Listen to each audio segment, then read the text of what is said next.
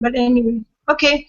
Welcome to today's session of Learning by Saying.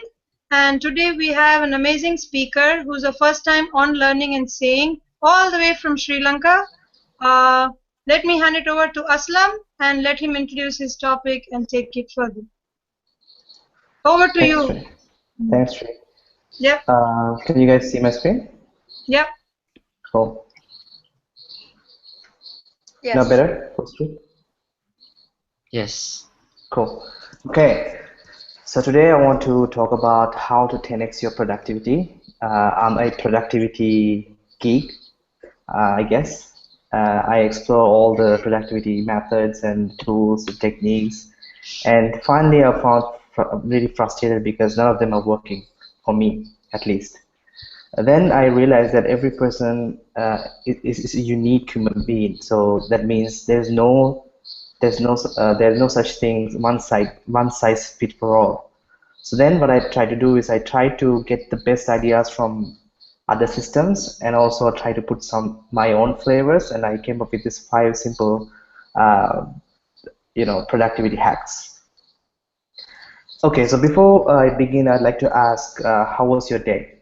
I mean, whether you achieved the things that you set to achieve, or you got distracted with emails, tweets, or Facebook message, and other ding sounds, or other relatives, friends. Most of my days look like that, but today was one of the better ones. Awesome. Most of my days look like that nowadays. Zoom knows. How about others? Minus tweet. I don't use Twitter. Okay. So on the scale of 1 to 10, how great your day? How for maybe 5. 5. Okay. Cool. Rihanna?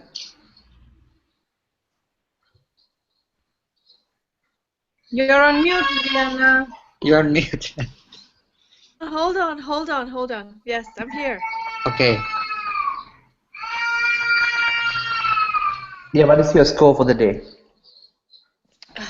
What's my score? Yeah. It was a little exhausting, so I would say 5, 6. Cool. All right.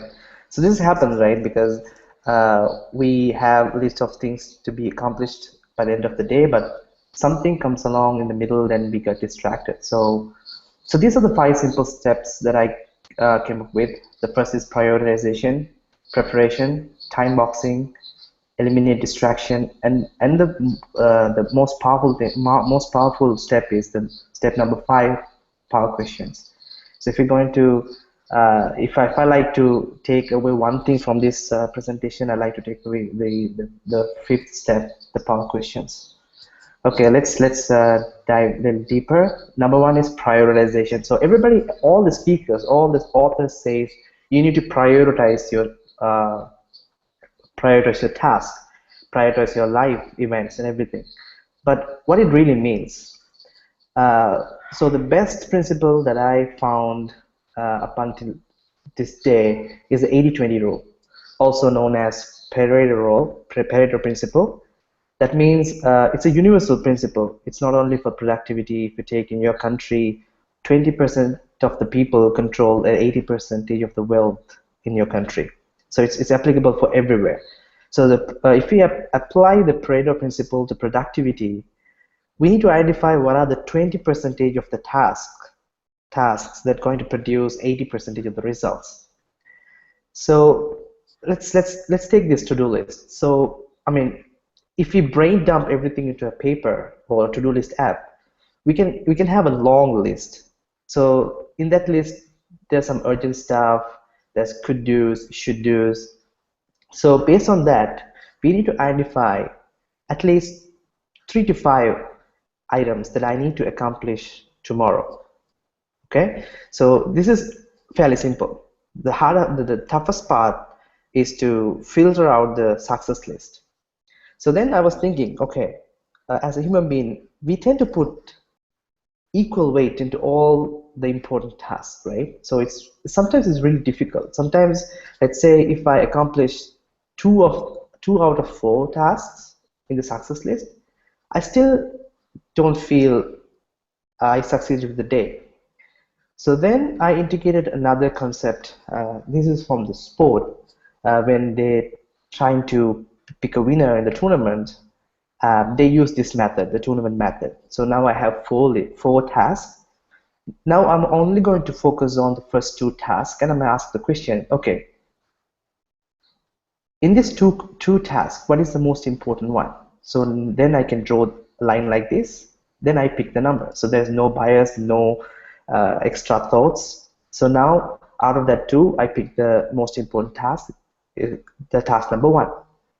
Second, I'm going to go to the task number 3 and 4, and I'm going to apply the same method. And now I got number 4. So number 4, number 1 are the most important two tasks that I need to accomplish tomorrow.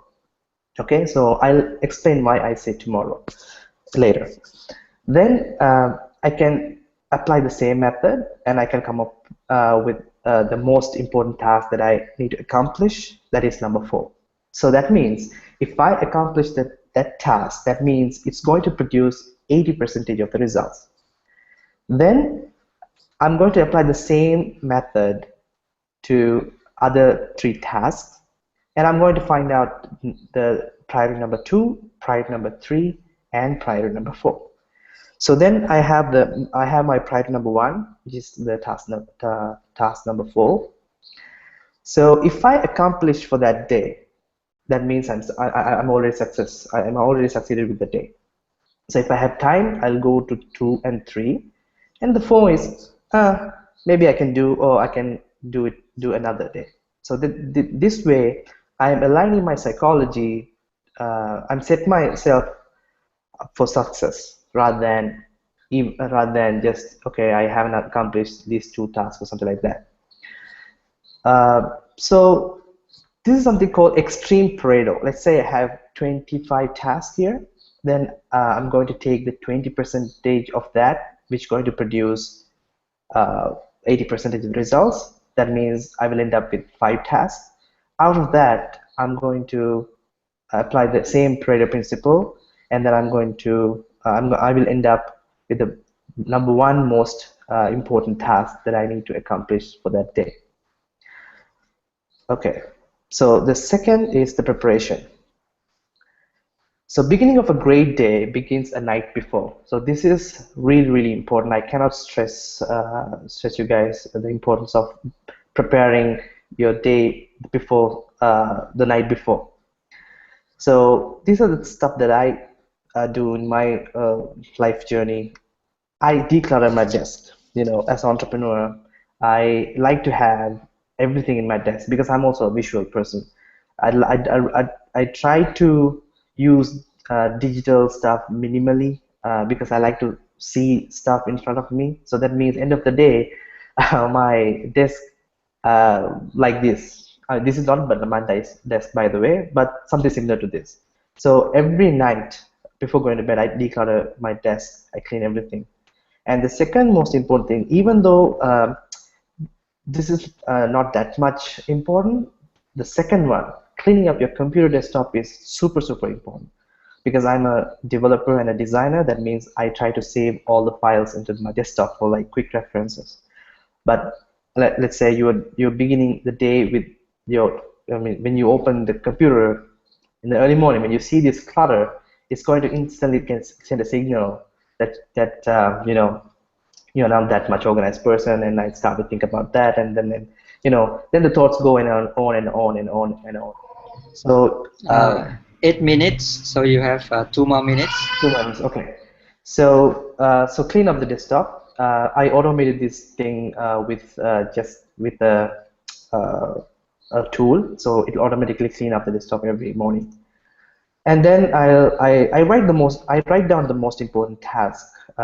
So I can explain that in another session. I use a bullet journal. It's a really wonderful system. You can check out bulletjournal.com. And time boxing. That means I'm going to I use Pomodoro technique. That means Pomodoro technique says you will work for 25 minutes, and then you will take a 5 minutes break, and then you do another session, Pomodoro session, and then a 5 minutes break. And once you completed four Pomodoros, then you will take 15 minutes break. But since I'm a designer and developer, 25 minutes, I feel like it's not enough for me. So then I stretch a little bit. Now I do the Pomodoro for 19 minutes. Okay. So for the eliminate the distraction, there are a lot of things you can do. You can close down the email program, and also the beautiful thing is you can use app to block out the distracting sites like YouTube, Facebook, all other social medias. So once you set the timer, you can use this app to block out everything. That means you are going to focus. So solidly, you're going to the focus zone. And these are the most important questions that I ask after completing every Pomodoro session. Number one, what did I intend to accomplish in the past 90 minutes, and did I do it? Yes or no? If not, why? So I mean, this will set the intention for the next 90 minutes. Okay, I haven't accomplished, so I need to accomplish this thing in the next 90 minutes time block. Second is, what is the most important thing for me to accomplish in the next 90 minutes? Again, the same task or the second task. Number three, what emotional state of mind will be most useful to me in the next 90 minutes? Sometimes if I'm going to do design, I say some crazy stuff like, okay, unconditional creativity, something like that. What is the meaning of unconditional creativity? I don't know. I just say that this kind of word, so it will inspire me to flow creativity through my designs. Number four, what positive uplifting actions I can do right now to feel better. So if I feel down, I'll put some music and I'll dance for like 2 minutes. Then it'll give you a good positivity. And then I'll do this crazy thing called Superman pose. You can watch the TED Talk by Amy Cuddy, because when we do pose like this, the Superman pose or power poses, it pumps up adrenaline to our bloodstream. So that'll give more confident and do our task better. And also it's also induce hormones like serotonin. So that'll give, it'll create happiness inside us to accomplish the next task. Yeah, I'm done, and if you guys have any question, I can answer. Thank you, Aslam. That was really exactly what we needed, I think. So I now open the floor to questions. We'll reset the timer. Yeah. I'll just comment. I don't have any questions right now because it's something that I always wanted to do, but I haven't been able to do. So I think I'm going to try it out from today, and let's see after a week how the things look.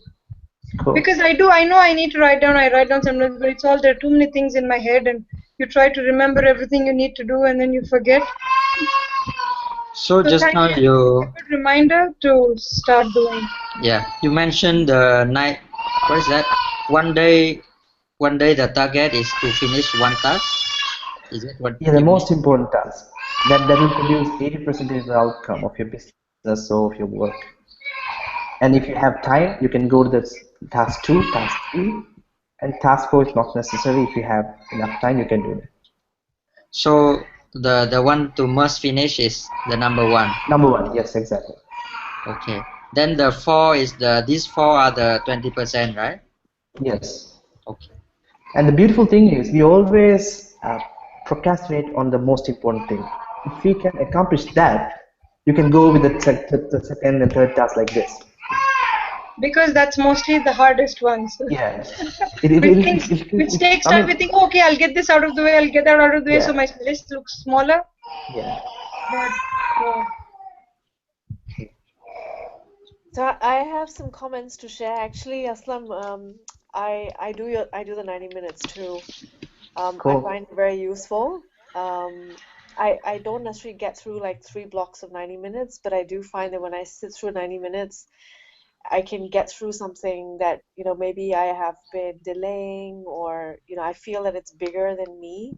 sometimes you feel like something is so big that it's going to take forever, but actually when you sit down to do it, it's done very quickly. Yeah, And the exactly. task isn't so big. So that's my experience. Um, and the 20/80 rule, it's a very practical rule. Actually, in companies, they use, in my company, what they've also called it is, what's your blue chip for the day? Hmm. So, like when I don't gamble, but there was an exercise where they had blue chips and they had white chips. And we did a workshop where we asked the participants to collect in a very short time the number of chips on a table. They were white chips and blue chips. Not as many blue chips, but more white chips. And it turns out that people in that, when they have a rush to do something or when they have a lot on the table, they pick up the stuff that is easiest to pick up, and it tends to be the white chip, Mm. which is your day-to-day email and little things that don't get you really far. And whereas very few people pick up the blue chips, they have blue chips to do, and so it's a very useful concept that you've brought up, the 20/80 rule. Yeah, Aslam, I have a Um, question. Sorry, Rihanna, you still continue, right? Sorry.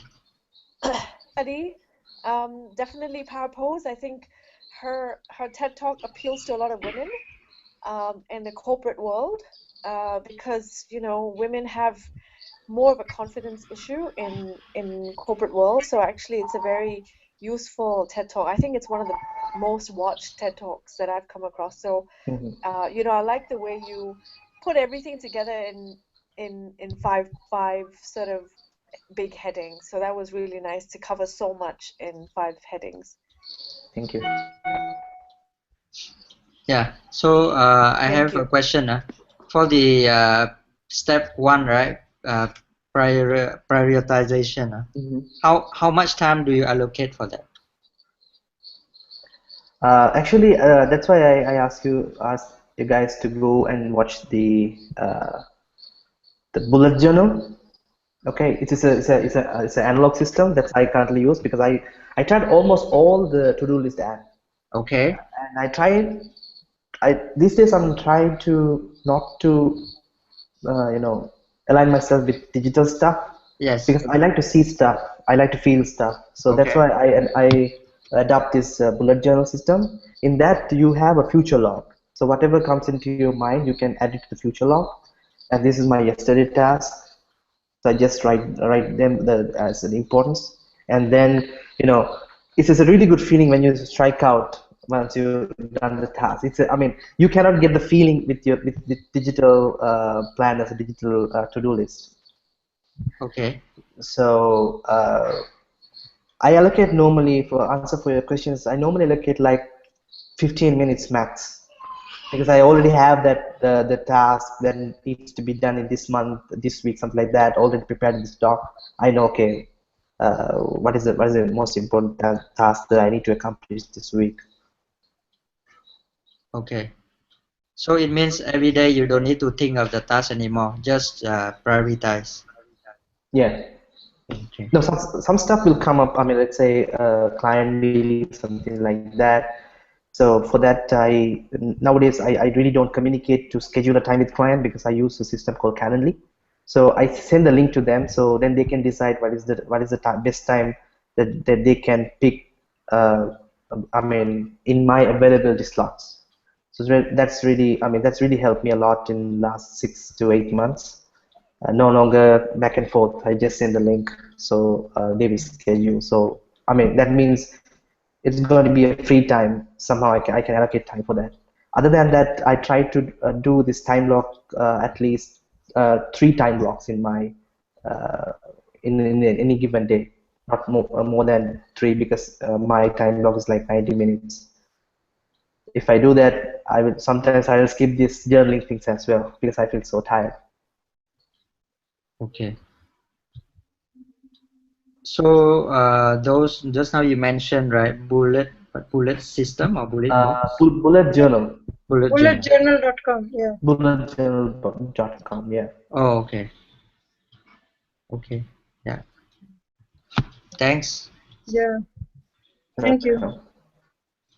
Any more questions on the floor? Or I find that too, actually, just to say that even though we're in the digital age and I feel like, oh, we're wasting paper and you just do everything on the computer, especially when you've been in IT or we sit in front of the computer the whole day.